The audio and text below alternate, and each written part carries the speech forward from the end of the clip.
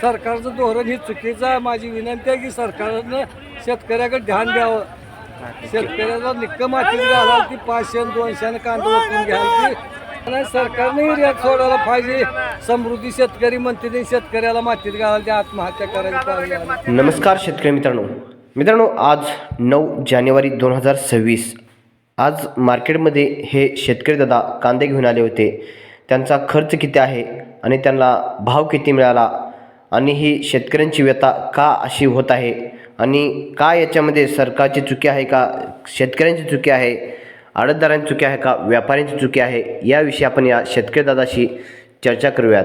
आणि मित्रांनो, खरंच या दादांनी माहिती खरी सांगितली की कांद्याविषयी की भाव एकतर मिळत नाही, याच्यामध्ये सरकारचा दोष आहे आणि शेतकरी सध्या कर्जबाजारी होतो आहे आणि शेती विकतो आहे आणि आत्महत्या करतो आहे.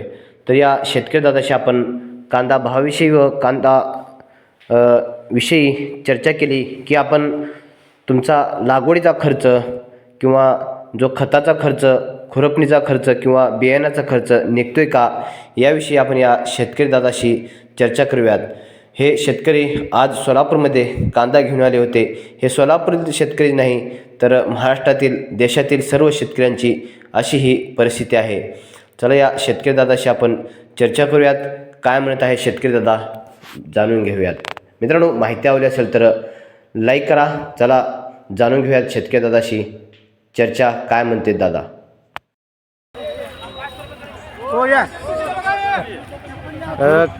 कांदा आणला होता, काय तुमचा खर्च निघाला, काय कसं?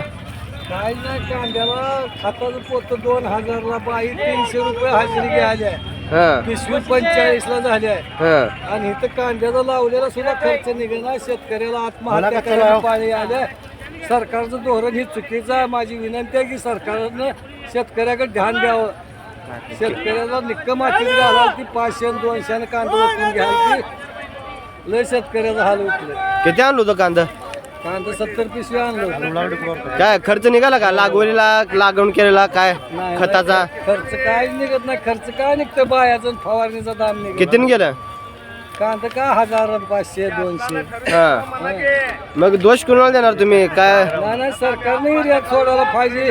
समृद्धी शेतकरी म्हणते ते शेतकऱ्याला मातीत घालायला ते आत्महत्या करायची पाहिजे. निर्यात तर चालू आहे म्हणते सरकार. तर कुठलं निर्यात चालू आहे? कवा चालू करते कवा बंद करते. असलं कांदा हो का 200 आणि 300 चालले तर काय शेतकऱ्यांनी करावं सांगायचे सरकारनं. मतदान मागायला येतावं शेतकऱ्याकडे. तुम्ही शेतकऱ्याचं काहीच बघत नाही, आत्महत्या कराल. मतदानाला पेट्याच्या पेट्यातून वाटता. शेतकऱ्याचं कर्ज माफ करा म्हणलं तर निवडून यासाठी आम्ही कर्ज माफी करू म्हणलो होतो म्हणतो. मग आता भाव कशामुळे वाढ नाही? हे सरकारचं धोरण आहे ना. कशामुळे? इलेक्शन आले का? साठी सिटीत कांदा मागविलाही मतदान टाकीत नाही दिले. त्या मताला 15,000 पेट्या वाटता आणि बिनविरोध निवडून येते ती तुमची फार्म बाद करता. शेतकऱ्याकडे लक्षच नाही का? 6 महिने शेतकऱ्याने 6 महिने अंधारात काट्याचं पाणी खर्च येते आणि 5 रुपये किलो कांदा चालला. शेतकऱ्याला खताचं पोत 2000 रुपयाला झालं. बाई 300-400 हजेरी घ्यायली. तिथं भाडं सुद्धा निघा नाही. मग शेतकऱ्याला वर्षभर जगणार कसं? वर्षभर जगते ती कशाला? काय मरते ती आत्महत्या करून? काय शेती विकते ती? मग निर्यात तर चालू आहे. त्या टॅक्स 40% टॅक्स त्याच्यावर का बसवला? बोला की 40% टॅक्स त्याच्यावर बसविला. युरिया चालू असून कशाला व्यापारी वाढवते? परकीय चलन आलं तर शेतकऱ्याला 2 पैसे मिळतात. परकीय चलन नाही तर कुठलं मिळतंय? शेतकऱ्याचा 20 रुपये खर्च. होय शेतकरी मित्रांनो, या दादाने आज कांदा भावाविषयी व कांद्याविषयी अत्यंत बिकट अशी परिस्थिती व्यक्त केली व शेतकऱ्याविषयी. मित्रांनो, आज यांचा कांदा 1000 रुपयाने मोठा कांदा गेला व लहान कांदा 700ने व 300 रुपयाने गेला. मित्रांनो, त्यांचा लागवडीचा खर्च किंवा खुरपणीचा व खताचा व फवारणीचा खर्च पाहता प्रति एकर 80,000 रुपये खर्च आहे आणि त्यांना 1 एकरमध्ये उत्पन्न निघते 30 ते 35,000 रुपये. जर वर्षानुवर्ष जर 50-55,000 रुपये जर कर्ज होत असेल किंवा नुकसान होत असेल तर शेतकरी कांदा शेतामध्ये लावतील का? किंवा जे सध्या शहरी भागातील असतील किंवा सरकारचे प्रतिनिधी असतील यांना कांदा खाण्यासाठी मिळेल का? जर कांदा महाग झाला तर सरकारला कांदा आयात करावा लागेल अशी येणाऱ्या काळात परिस्थिती होऊ शकते. कारण वर्षानुवर्षे जर शेतकरी कांदा भावाविषयी किंवा कांद्यामध्ये जर कर्जबाजारी होत असेल तर कांदा शेतकरी हे करणार नाहीत.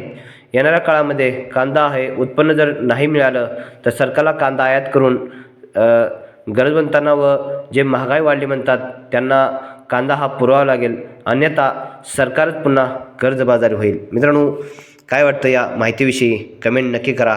धन्यवाद.